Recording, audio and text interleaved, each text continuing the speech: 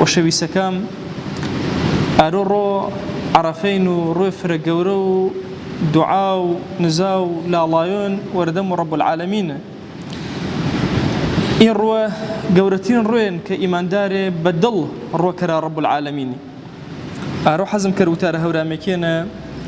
شعرە و یۆجە شاعیرەکە کە سکاڵا و دڵ و دەروون وێش بەرزکەرەوە پەیلا ڕەب العالەمینی دوعێکەرەوە حوزوورشەنە شعرەکە ژوانوە حوزوورتانە فەرماوە علام الغیوب ئاگای دەردی دڵ ستار العیوب فەردی بێزەواڵ هەرچی تۆ فەرمات من پاسەم نەکرد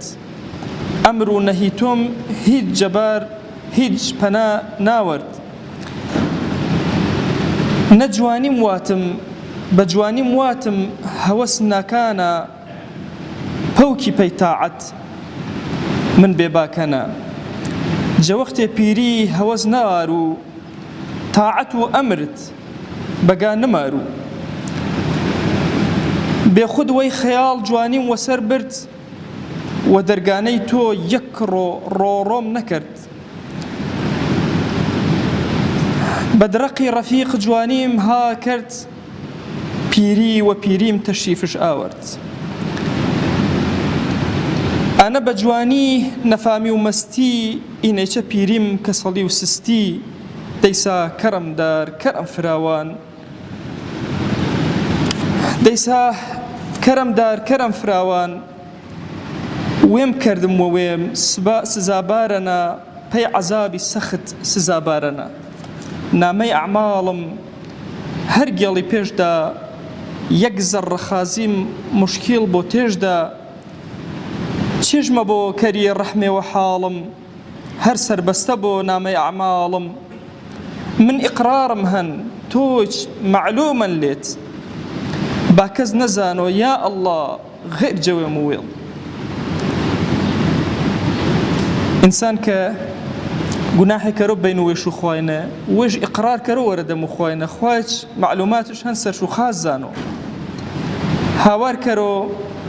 من ئیقرارم هەن تۆج معلومە هەن من ئیقرارم هەن تۆج معلومەن لێڵ با کەس نەزانۆ غێر جەوێم و وێڵ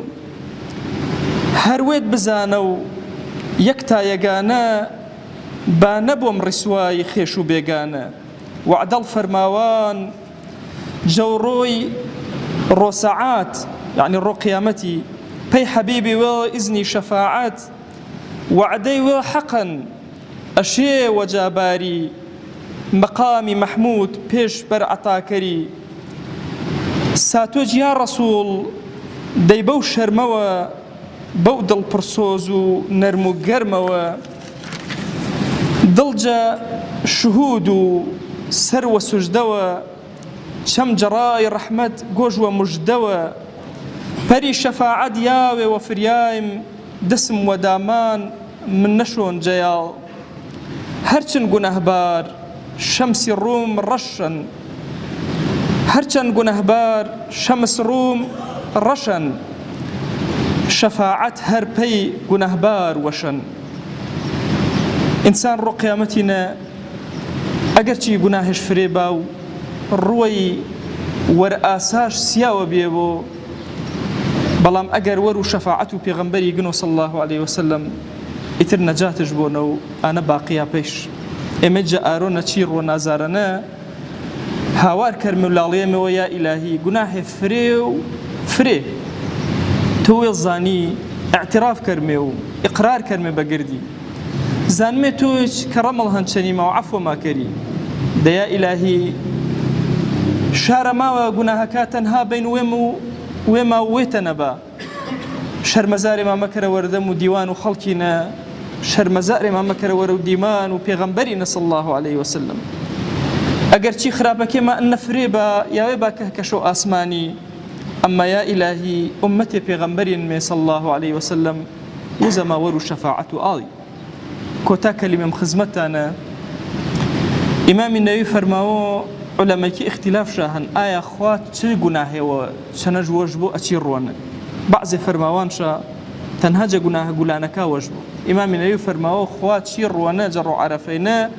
جە گوناهێ گولانێ و گەورەی وەش بوو بەس حەق و خەڵکی وەژمە بوو جە کرد و گوناهەکە وەش بوو ساڵێک چێ وەڵتەرکە کردێنە ساڵێک چێ دمەچ کاتێککە ئینسان ڕۆچێ گێرۆ خوا جەلە جەلالوهو چی گرد و گوناهەشە وەش بوو ئارۆنە فرەتترین موسڵمانە گرد و عالەمی ئیسلامینە ڕۆچێ گێرە هیچ کاتێ نییە ڕۆچێ و حەج و هەرچی تاعاتە کۆبەوە ئێڕۆ پیرۆزە نەفرە بە خاسی کۆبێنێ خوا بە حورمەت و حاجەکە و بە حورمەت و ئانیشاچەکە ڕۆچێنێ دوعا و گرد و مەخلوقاتەکەش عەبدەکەش گوناهبارەکەش دوعا و گردی قبول کەرەوە بە لەبەیکە لەبەیکە و حاجەکەمە خوایە حەج و حاجیامە قبول کەرە دوعا و نرکە و ناڵۆ ئێمەش قبول کەرە یا ئەکرەمە الئەکرەمین